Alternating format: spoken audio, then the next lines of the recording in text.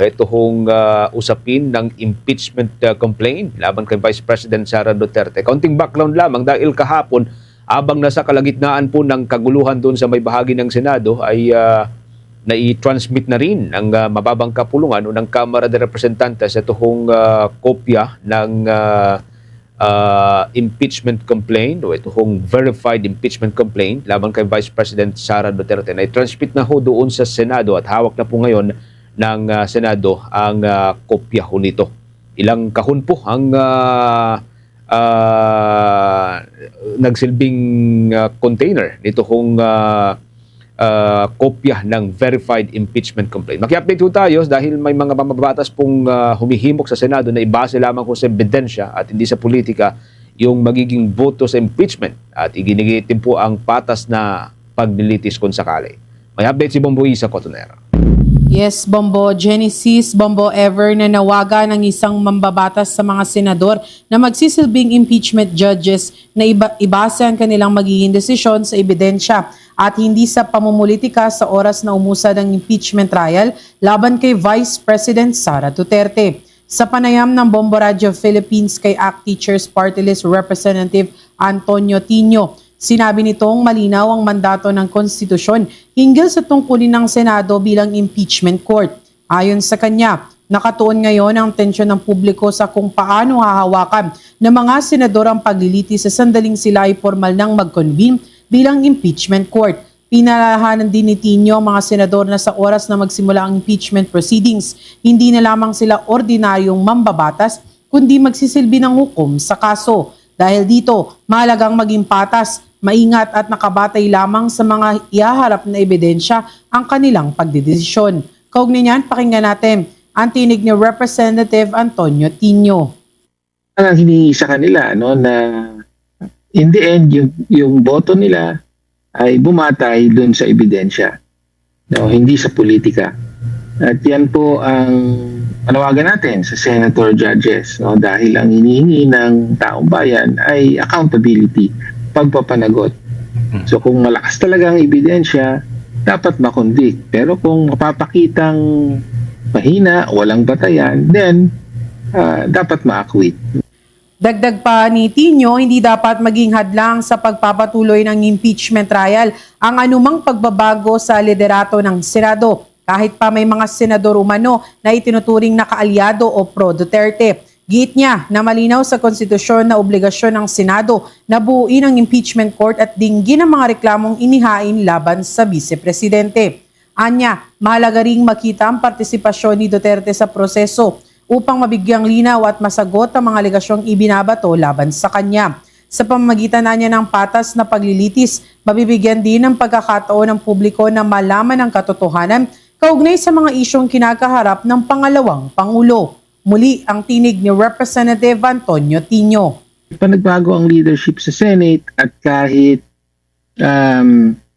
parang ang tingin natin mga pro-Duterte ang marami sa bumubuo sa majority, ay hindi pa rin papipigilan at patutuloy pa rin yung trial ng Vice President sa Senado. Dahil constitutional mandate yan, hindi mababago ng mayorya ang mandato ng konstitusyon, ang atas ng konstitusyon na buuin ng Senado ang kanilang sarili bilang impeachment court at tinigin yung articles of impeachment. Sa ngayon, Bombo Genesis, Bombo Ever, formal na ngang natanggap ng Senado ang articles of impeachment mula sa Kamara matapos itong maaprubahan sa plenaryo. Kaugnay nito, sinabi ni Senate President Alan Peter Cayetano na target nilang makapag-convene bilang impeachment court sa Lunes, Mayo 18 o sa lalong madaling panahon. Inaasahan namang magiging sentro ng pambansang atensyon ng mga susunod na hakbang ng Senado dahil sa bigat ng alegasyong kinakaharap ni Duterte at sa posibleng maging epekto nito sa politika at pamahalaan ng bansa. Para sa Yes. The past 3 days parang hindi gaanong na-focus ang impeachment complaint dahil nga dun sa nangyari sa may Senado. Ngayon, anong mga paghahandang ginagawa ng House Prosecution Panel? Sa ngayon, Bombo Genesis, sa pakikipagpanayam din natin sa isa sa mga miyembro nitong prosecution team ng House na si Representative Leila De Lima. Anya tuloy-tuloy yung kanilang pagpupulong para nga paghandaan itong pagdepensa nila dito sa mga articles of impeachment once na mag-convene na itong Senado bilang impeachment court. So tuloy-tuloy naman yan yung pakikipag-ugnayan din nila, lalo na at kasama nila dito no si House Committee on Justice Chairperson Representative Jervil Luistro. Sa ngayon na antabayanan pa rin natin sila kung paano pa yung magiging strategy nila dito nga sa pagharap sa Senado once na magsimula na ang paglilitis, Bombo Genesis. Nahati-hati na ba nila? Kasi ang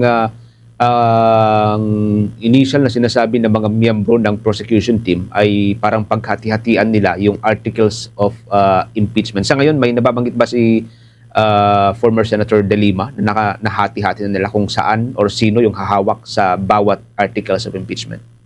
Yes, Bombo Genesis. Actually, na-bring up nga rin talaga yan doon pa lamang sa mga clarificatory hearings na isinagawa nga doon sa Kamara no bago siya pagbotohan talaga sa plenaryo. Pero ayon naman no doon sa mga dati pa Bombo Genesis na mga napag-usap-usapan ng posibleng maging miyembro nitong mga prosecution team at kalauna naman ay naging miyembro ng prosecution team talaga. Ani nila kahit anong articles of impeachment naman ang mapunta sa kanila ay okay lamang dahil ito naman ay talagang pinag-aralan nila doon sa mga clarificatory hearings na mga nangyari. So, well aware sila lahat at alam nila itong mga articles of impeachment kung paano nila ito dedepensahan dito nga sa may Senado, Bombo Genesis. As of now, may kukunin ba sila na private prosecutor? Kasi ang sabi dati, pwede or ikinukonsidera yung services ng private prosecutor.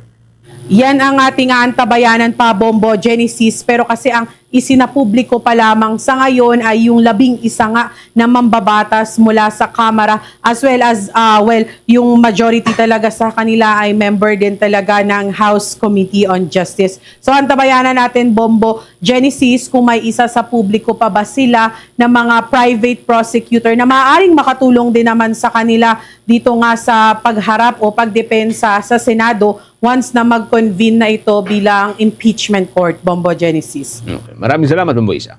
Para sa Bombo Network News, ito si Bombo Isa Cotoner and this is Bombo Radio Philippines, the #1 and most trusted source of news and information.